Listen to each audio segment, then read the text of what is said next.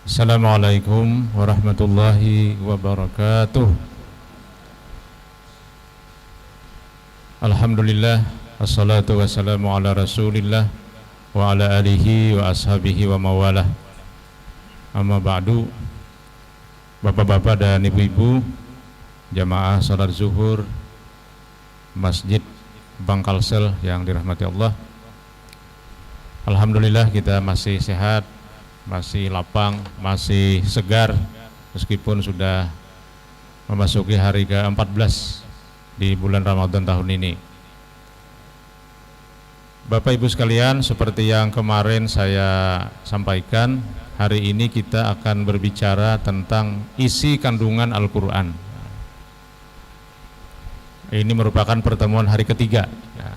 Hari pertama tentang pengertian Al-Quran, yang kedua bagaimana Al-Quran diturunkan, yang ketiga hari ini tentang isi kandungan Al-Quran. Secara sederhana isi kandungan Al-Quran itu dua saja. Satu terkait dengan keimanan, yang kedua menyangkut hal-hal perilaku, amal soleh, amal pekerjaan.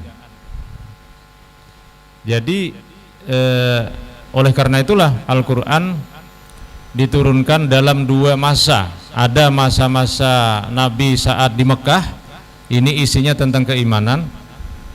Ada masa-masa Nabi saat berada di Madinah, isinya tentang peraturan-peraturan. Peraturan ini kan menyangkut perilaku. Itu sederhana sekali. Jadi tentang keimanan dan tentang peraturan-peraturan mengenai perilaku. Itu aja isinya. Dari suratul Fatihah sampai An-Nas itu bisa dikembalikan kepada dua ini. Nah, tapi secara agak rinci, kita bisa mengatakan begini. Yang terkait dengan keimanan itu ada tiga, ya. Yang pertama keesaan Allah, yang kedua kerasulan Nabi Muhammad, yang ketiga tentang hari berbangkit, hari pembalasan. Nah, ini tiga ini. Jadi ayat-ayat yang turun di Mekah berkisar tiga ini: keesaan Allah, kerasulan Nabi Muhammad, ditambah dengan hal-hal atau keyakinan terkait hari berbangkit, hari pembalasan. Kalau hari pembalasan tuh agak ngeri ya, membalas gitu kan.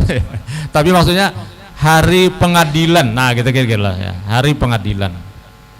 Nah, kemudian yang di Mekah itu bisa dirinci juga, ayat-ayat tentang ekonomi, ayat-ayat tentang pidana, ayat-ayat tentang politik. Nah, ya kalau bicara politik ini mungkin ya tidak cukup waktunya. Nanti kapan-kapan lah kita bicara tentang politik ini. Nah, mari kita lihat dulu yang pertama, yang di Mekah, tentang keesaan Allah. Ini paling mendasar ayat-ayat yang terkait dengan keesaan Allah ini. Dan ini yang paling pokok di dalam ajaran Islam. Jadi dulu pada saat Al-Quran diturunkan, masyarakat Arab itu isinya ada Nasrani, umatnya Nabi Isa, tapi sudah berubah ajaran tauhidnya, Nasrani. Ada juga Yahudi, meskipun Yahudi ini banyak di Madinah nanti, tapi di Mekah juga ada. Yahudi ini umatnya Nabi Musa, Bani Israel, anak-anak Nabiullah Yakub, yang juga ajaran tauhidnya berubah. Kemudian ada lagi Sabi'in. Sabi'in ini penyembah matahari, penyembah api. Ini asal muasal orang-orang Persia, orang-orang Iran. kerajaan Persia. Ya. Ada lagi orang-orang musyrikun yang menyembah berhala. Jadi paling tidak ada 4 golongan ini, yang semuanya ini adalah orang-orang yang menganut paham politeisme. Politeisme itu artinya Tuhannya banyak. Nah, ada satu golongan yang keempat, itulah yang disebut dengan Al-Hanifiyun. Nah, Hanifiyun ini pengikut agama Nasrani dan Yahudi yang masih asli, yang masih menuhankan Allah yang Maha Esa. Nah, Nabi kita sejak kecil sampai remaja, dewasa, sebelum diangkat menjadi rasul, itu masuk dalam kelompok yang 5 ini, namanya Al-Hanifiyun. Al-Hanifiyun ini kalau bulan Ramadan mereka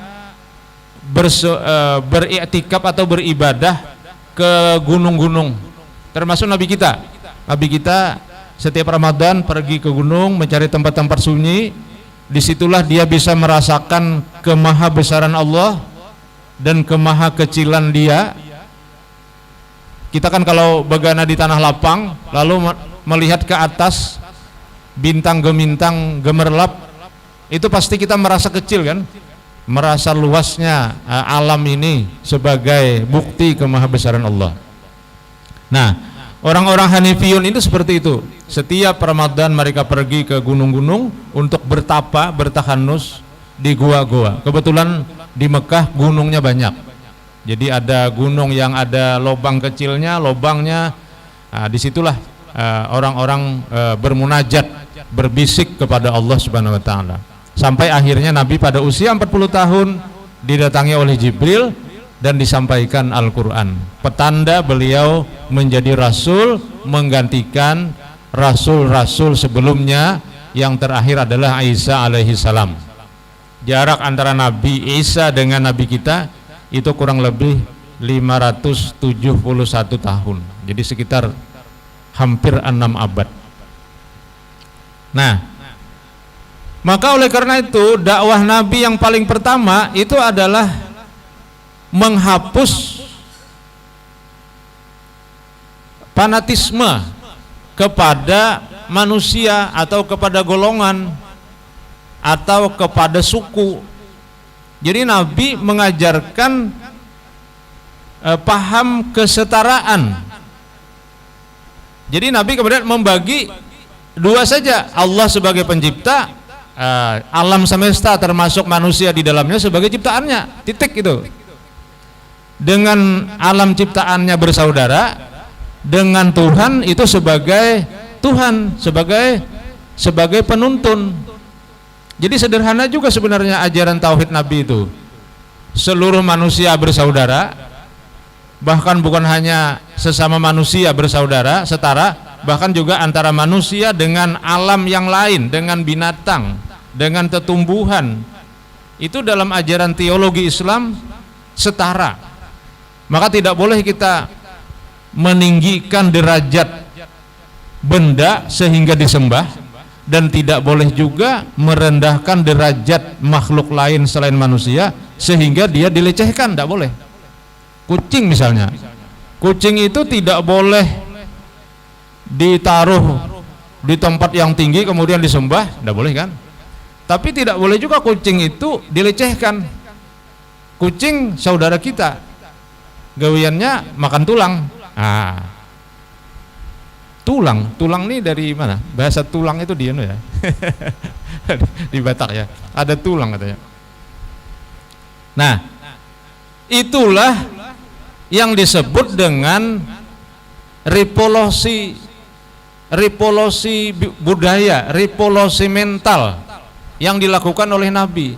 Sementara masyarakat Arab pada waktu itu ada perbudakan, ada feodalisme, di mana orang yang berkuasa secara ekonomi dan politik itu memperbudak masyarakat bawah.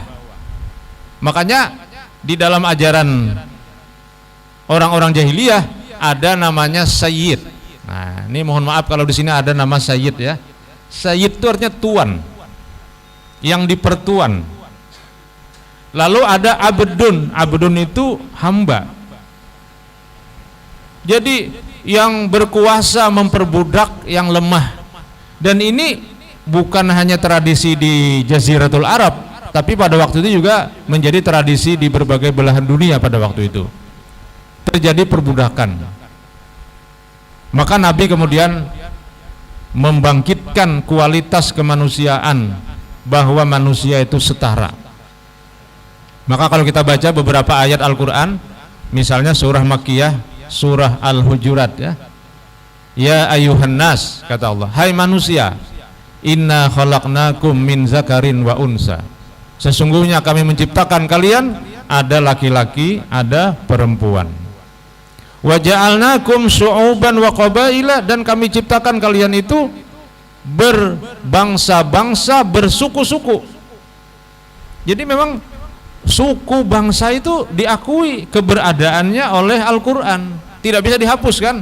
Ini suku Banjar, suku Jawa. Banjar ini masih ada sub-subnya lagi. Ini Banjar Kelua, bisa memanjangkan telur kan. Ini Banjar Kuala, ini orang-orang sungai, bahasanya bahasa Bekumpai. Ada Banjar Batang Banyu ya, yang di sekitar pinggir Banyu. Ada Banjar Hulu ya, hulu sungai, yang kita sebut juga dengan Dayak atau Bukit. Ini suku diakui oleh Al-Quran. Wa ja'alnakum syu'uban wa qabaila. Tapi kemudian dikunci oleh Al-Quran, lita'arafu. Perbedaan-perbedaan itu untuk saling berbuat yang ma'ruf, yang baik. Antar suku pastilah ada plus minusnya. Orang Banjar ini misalnya dianggap pengulir ya, karena alamnya kaya kan. Orang Jawa, terutama yang di Banjar malah, tahu yang di Jawa lah, nah itu rajin-rajin. Nah, rajin-rajin. Lalu akhirnya transmigrasi di Pelehari, mereka berhasil. Kemudian masyarakat Banjar mungkin tidak semaju mereka ekonominya, tapi kemudian kan terjadi asimilasi budaya. Oh ternyata kalau rajin ini bisa sugih. Bakabun pisang, kalau anak sugih itu bakabun pisang emas. Nah, sabiji aja buahnya asal emas ya. Itu larang ya. Di Pelehari dulu bakabun cengkeh mereka, cengkeh kemudian anjlok, kebun kopi, kopi anjlok, bakabun sapi. Oh sapi dikabunkan. Akhirnya berhasil mereka. Jadi lita'arafu, agar saling mengenal. Inilah ajaran tauhid. Jadi tauhid ini bukan hanya persoalan Tuhan itu esa, tetapi bagaimana kita mempersepsi makhluk Tuhan ini, manusia ini.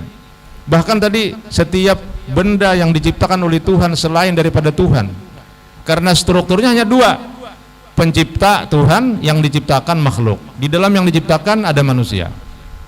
Manusia berkelas-kelas tapi sama.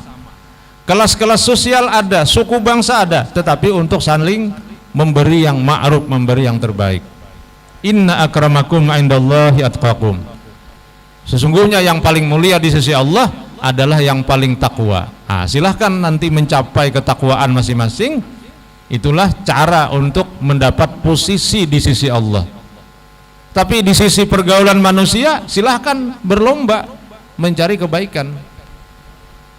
Jadi globalisasi dalam Islam itu diakui bahwa manusia ini meskipun berbeda-beda tapi memiliki keterkaitan antar satu dengan yang lain. Tapi dalam konteks tadi saling memberi kebaikan-kebaikan. Bahasa Arabnya lita'arafu. Nah, inilah tauhid dalam Islam. Menyembah hanya kepada Allah, kesamping saling menolong, saling membantu, saling berbuat kebaikan. Nah, yang kedua adalah kerasulan Nabi Muhammad. Nah, ini yang susah diterima oleh masyarakat Arab pada waktu itu. Masyarakat Arab melihat Nabi Muhammad tidak cocok menjadi rasul. Kenapa? Karena Nabi Muhammad ini ummi. Ummi ini ada dua artinya. Yang pertama artinya tidak bisa membaca dan tidak bisa menulis. Yang kedua, ummi ini artinya dari kata ummah.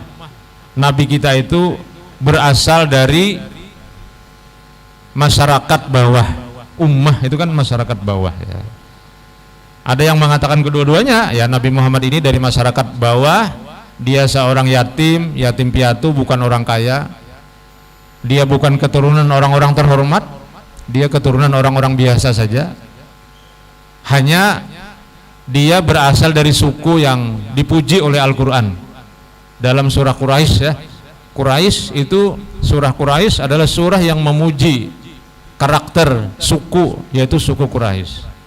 Di mana suku Quraisy itu kelebihannya dia pekerja keras, rihlatas syita'i was-saif. Dia pekerja keras. Jadi kalau musim dingin dia berdagang ke selatan sampai ke Yaman, kalau musim panas dia tetap tidak istirahat berdagang ke utara sampai ke Syam. Nah, tapi Nabi bukan dari kalangan bangsawan. Banyak suku-suku di situ dulu yang dianggap super, yang lebih hebat daripada yang lain. Lalu mereka tidak bisa menerima. Akhirnya setelah kira-kira 13 tahun, Nabi harus pindah dari Mekah ke Yasrib. Yasrib dibangun oleh Nabi menjadi Madinah. Madinah itu artinya kota, masyarakat kota ya. Masyarakat kota itu artinya masyarakat sipil, di mana Nabi membangun kesetaraan antar agama dan antar suku melalui piagam Madinah. Nah, maka diterima atau tidak diterima oleh masyarakat kan Nabi menjadi rasul, dan orang-orang pada waktu itu didorong untuk mengakui bahwa Muhammad sebagai rasul. Misalnya dalam ayat surah At-Taubah di akhir, laqad ja'akum rasulun min anfusikum, sungguh telah datang rasul dari kalangan kamu. Maksudnya dari kalangan orang Arab. Azizun alaihi ma anittum. Muhammad yang menjadi rasul ini dia orangnya tegas. Alaihi ma anittum, dan dia peduli dengan apa yang kalian derita. Jadi Nabi ini bersifat simpati dan empati kepada masyarakat. Harisun alaikum, dan Nabi Muhammad itu ingin sekali agar kalian itu mendapatkan petunjuk. Bil mu'minina raufur rahim, dan Nabi Muhammad itu terhadap orang-orang yang beriman sangat kasih dan sayang. Maka Nabi berdakwah dengan kasih sayang. Nabi berdakwah dengan merangkul, bukan memukul ya. Nabi senantiasa lemah lembut. Suatu ketika Nabi dilempar dengan batu, Nabi tidak melawan, meskipun Nabi bisa melawan. Nah, itu akhlak Nabi, mengalah saja, tapi mengalah untuk masa depan dakwah. Maka dikatakan fa in tawallau faqul hasbiyallahu la ilaha illahu. Maka jika mereka berpaling, hai Muhammad, setelah kau ajak ke dalam jalan yang benar, maka katakanlah kepada mereka, hasbiyallahu, cukuplah bagiku Allah. Alaihi tawakkaltu, kepada Allah lah aku berserah diri. Wa huwa rabbul arsyil azim, dan Allah itulah yang memiliki arsy yang agung. Jadi Nabi didorong untuk berdakwah, memproklamasikan bahwa dia sebagai rasul. Tapi itu pun tidak diterima, kecuali sedikit ya. Meskipun dengan berbagai dalih bahwa Nabi itu orangnya penyantun, Nabi itu orangnya berempati, Nabi itu orangnya sabar, tidak ada perilakunya yang bertentangan dengan kebaikan, tapi tetap mereka tidak bisa menerima. Itulah kemudian Nabi akhirnya hijrah. Jadi hijrah itu sebenarnya Nabi mengalah, tidak mau melakukan konfrontasi di Mekah, tapi dia menyusun masyarakat di Madinah, karena masyarakat Madinah lebih mudah untuk dikelola. Nah, maka di dalam Al-Quran banyak sekali ayat yang menjelaskan bahwa Nabi kita itu adalah Rasul. Misalnya wa ma Muhammadun illa rasul. Tidaklah Nabi Muhammad itu melainkan rasul, utusan. Utusan itu artinya dia memerintah, dia memimpin dengan aturan-aturan yang bukan dia buat sendiri, tapi berasal dari Tuhan. Nah, beda dengan raja kan? Raja memerintah dengan otoritasnya. Nabi memerintah, mengelola umat dengan ajaran yang bersumber dari Allah Rabbul Alamin. Maka dikatakan wa ma Muhammadun illa rasul. Tidaklah Muhammad itu kecuali utusan saja. Dia bukan raja. Segala aturannya bersumber dari Tuhan. Qad khalat min qablihi rusul, sebagaimana juga rasul-rasul sebelumnya. Ada Nabi Isa, Nabi Musa, Nabi Ibrahim, Ismail, Ishak, Yakub dan lain-lain. Sama. Sampai Nabi Adam sama. Apa imata au qutila in qalabtum ala aqabikum wa may yanqalib ala aqibaihi fala yadurullahu syai'a wa sayajzillahu syakirin. Apakah kalau Muhammad meninggal kalian nanti berbalik agama? Nah, padahal Muhammad hanya utusan saja, hanya pesuruh dari Allah.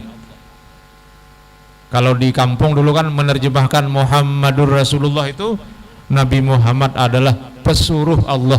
Nah, bukan utusan tapi pesuruh. Itu untuk menegaskan bahwa dia mengelola umat bukan dengan tangan besi yang dia bangun berdasarkan kekuasaan, tetapi Nabi Muhammad mengelola masyarakat dengan ajaran Tuhan. Nah, karena tidak diterima, ya sudah, Nabi mengalah, pindah ke Yasrib. Yasrib dibangun menjadi Madinah. Sekitar 10 tahun kemudian baru Nabi balik lagi ke Mekah, dan masyarakat Mekah sudah sadar. Maka kemudian terjadilah Fathu Mekah sebagaimana yang dijelaskan di dalam surah Al-Fath. Akhirnya Islam sempurna di masa Nabi SAW. Pada umur 63 tahun beliau meninggal dunia dan diteruskan oleh sahabat-sahabat dekatnya, mulai dari Abu Bakar, Umar, Utsman, Ali dan seterusnya. Nah, sehingga karena yang pertama tauhid tadi, keesaan Allah tidak diterima, kerasulan Nabi Muhammad juga tidak banyak diterima, ada yang menerima tapi tidak banyak, maka kemudian Nabi diberi ayat-ayat oleh Allah yang terkait dengan hari pembalasan. Nah, jadi sebenarnya doktrin hari pembalasan ini melengkapi dari ajaran tauhid 1 dan 2 yang ditolak. Artinya mungkin kalau kita berandai-andai, seandainya ajaran tauhid yang pertama dan kedua itu diterima, mungkin tidak sebanyak sekarang yang kita dapatkan tentang ayat-ayat yang berbicara tentang hari kiamat. Coba sekarang itu kalau kita baca Quran, hampir setiap halaman itu ada cerita hari kiamat. Hampir setiap halaman. Apalagi di juz ke-28, 29, 30 itu melulu tentang kiamat. Tentang kiamat. Jadi ini seolah-olah ingin mengatakan begini, ya oke lah, kalau keesaan Allah tidak kau terima, kerasulan Nabi Muhammad ditolak, tapi ada satu yang nanti akan kita temui semua, hai masyarakat Arab pada waktu itu, yaitu kita akan berhadapan dengan pengadilan. Tapi nanti bukan sekarang. Nah, maka kemudian kalau kita baca di dalam Al-Quran tidak bicara tentang tanda-tanda kiamat, tapi Al-Quran berbicara tentang prosesi kiamat. Nggak ada dalam Quran ayat tanda kiamat. Misalnya kiamat itu tandanya ini, enggak ada. Tapi proses kiamat dibicarakan oleh Allah dengan sangat rinci. Kita ambil satu surah misalnya, surah Al-Infitar di juz ke-30.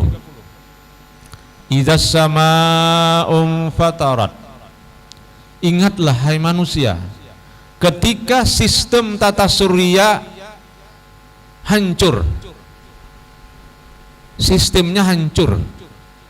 Idzas samaa'un fatarat wa idzal kawakibun tasarat, maka bintang dan bintang gemintang berhamburan. Nah, kita bisa membayangkan kalau malam hari sesekali kalau udara cerah, awan cerah, kita pasti akan melihat banyaknya galaksi, Bima Sakti. Bermiliar-miliar benda di atas, ada yang nyarak cahayanya, ada yang tidak. Dalam fisika astronomi dikatakan, fisika besar ya, fisika astronomi itu jaraknya sangat jauh. Cahayanya yang sampai ke kita itu cahaya ribuan tahun yang lalu. Itu kemudian sistemnya itu hancur kata Allah. Dalam fisika dikatakan yang mengikat itu namanya G kan, gravitasi. Jadi ada gravitasi seperti kita dengan matahari, dengan bulan ini ada jarak yang gravitasinya sudah sesuai. Ketika gravitasi nanti didekatkan atau dijauhi, maka dia akan terlempar. Dia akan terlempar. Nah, jadi ketika G atau gravitasi dicabut oleh Allah, maka terjadi kehancuran. Bumi kita ini tidak baik-baik amat kan sekarang ini. Tokoh-tokoh lingkungan hidup internasional sekarang berteriak, bagaimana kita mengurangi panas bumi ini, suhu bumi yang naik ini. Maka sekarang coba, yang paling terakhir ada 3 musibah kan. Yang pertama COVID-19, yang kedua banjir, yang ketiga banjirnya maksudnya cuaca ekstrim, yang ketiga laut meluap, terjadi rob, banjir rob, tanpa hujan, tanpa angin, kemudian terjadi banjir. Ini 3 indikasi bahwa bumi kita tidak baik-baik saja. Ini bumi saja. Kita tidak tahu bulan, kita tidak tahu matahari apakah baik-baik saja juga. Tidak tahu, kita kan tidak bisa ke sana. Jadi meskipun Al-Quran tidak bicara tentang tanda-tanda kiamat, tapi proses kiamat itu adalah sistem tata surya berhamburan akibat dari benda yang ada di alam raya ini berubah. Dan mungkin yang paling nyata perubahan itu adalah bumi yang sekarang kita tinggali. Maka sebenarnya kiamat itu bisa jadi dekat, bisa jadi gitu ya. Itu mungkin yang dikatakan dalam Al-Quran, la'ala sa'ata qarib, kalamhin bil basar, bisa jadi sangat dekat. Dan seperti kedipan mata, dia akan terjadi benturan-benturan, kita tidak tahu. Nah, Nabi kita SAW diberi modal tentang ayat-ayat Al-Quran berkaitan dengan masalah kiamat ini. Idza sama'un fatarat wa idzal kawakibun tasarat wa idzal biharu fujirat, ketika lautan meluap menenggelamkan daratan. Lautan menenggelamkan daratan. Skenarionya ada 2. Pertama mencairnya es, yang kedua terjadi benturan benda besar ke laut, kemudian menyebabkan tsunami. Nah, maka akhirnya seperti yang terjadi di Aceh. Tapi di Aceh itu bukan benturan benda yang gugur ke laut, tapi justru dari gempa yang terjadi di tengah laut. Tahantak bumi ini akhirnya banyu masuk ke dalam tak imbai kan dari seluruh lingkaran, kemudian membulik. Nah, bulikannya itu menyapu daratan, itulah tsunami. Nah, kalau sudah wa idzal biharu fujirat wa idzal quburu busirat, yang meninggal dibangunkan, wa idzal quburu busirat, yang meninggal dihidupkan, alimat nafsum ma qaddamat wa akharat. Setiap orang, kata Allah, akan diberi pengetahuan tentang semua hal yang telah dia lakukan. Maka kita diberi, kau seperti ini, kau seperti ini, kau seperti ini. Alimat nafsu ma qaddamat wa akharat. Ya ayyuhal insan, hai seluruh manusia, kata Allah, kita harus sadar. Nah, ini dakwah Nabi untuk melengkapi tauhid yang pertama kedua ditolak oleh masyarakat.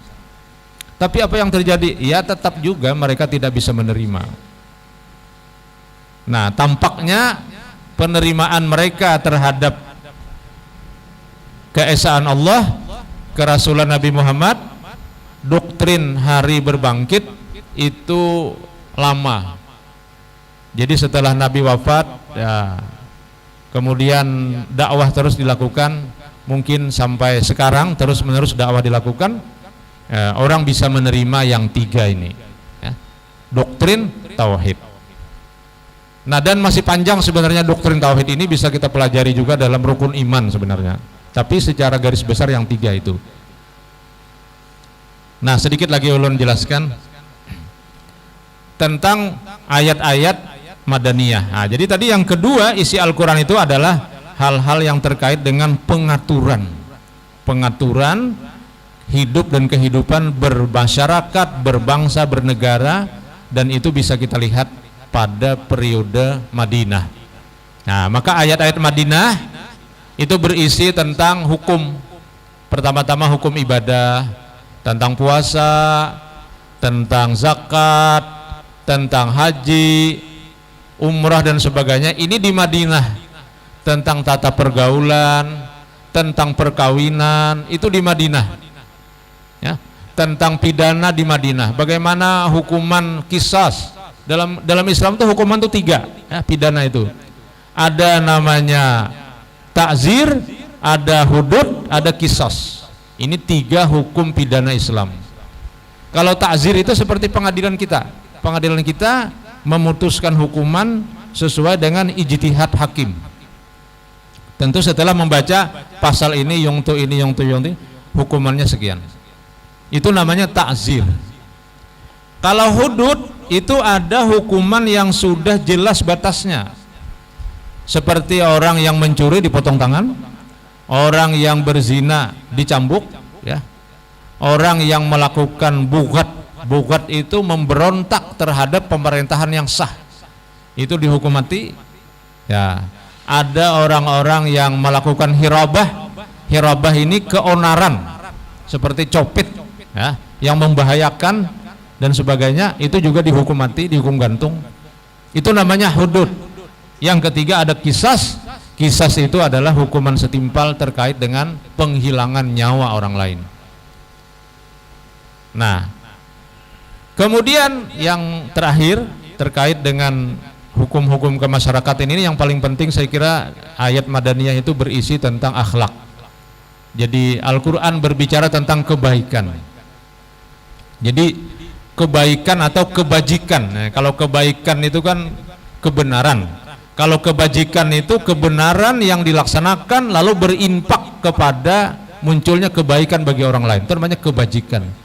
Jadi Allah mencintai kebaikan dan kebajikan.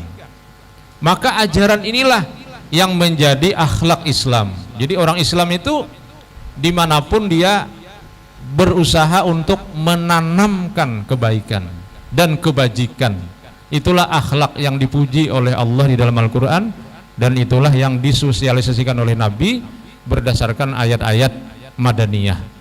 Maka manusia dipanggil dalam ayat Madaniyah itu dengan ya ayyuhallazina amanu, hai orang-orang beriman. Iza nudiya lis-salati, kalau kamu sudah selesai salat Jumat, fas'au ila zikrillah. Apabila engkau dipanggil untuk salat Jumat, maka segera penuhi. Tapi nanti fa iza qudiyatis salatu, kalau kau sudah selesai salat, fantashiru fil ar, maka silahkan bertebaran di muka bumi, wabtagu min fadlillah, cari karunia Allah. Cari karunia Allah, kemudian carilah juga ridha Allah, sehingga di dalam kehidupan itu setiap kebaikan yang kita tanam dia akan menghasilkan 10 kebaikan.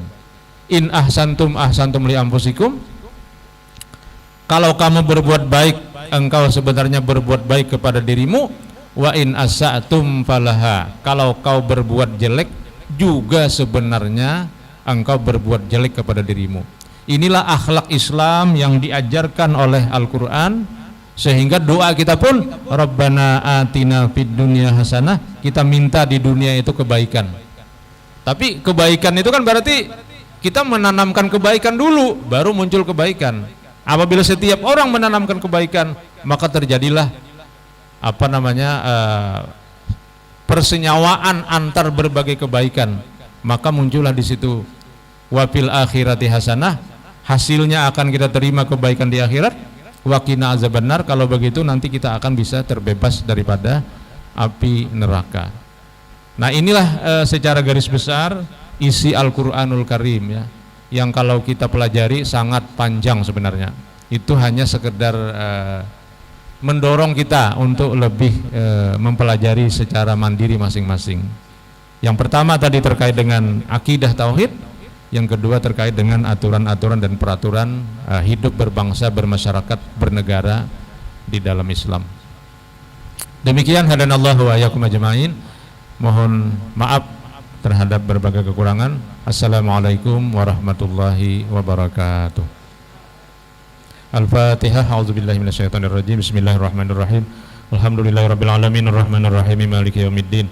Iyyaka na'budu wa iyyaka nasta'in ihdinas siratal mustaqim siratal ladzina an'amta 'alaihim ghairil maghdubi 'alaihim waladdallin amin.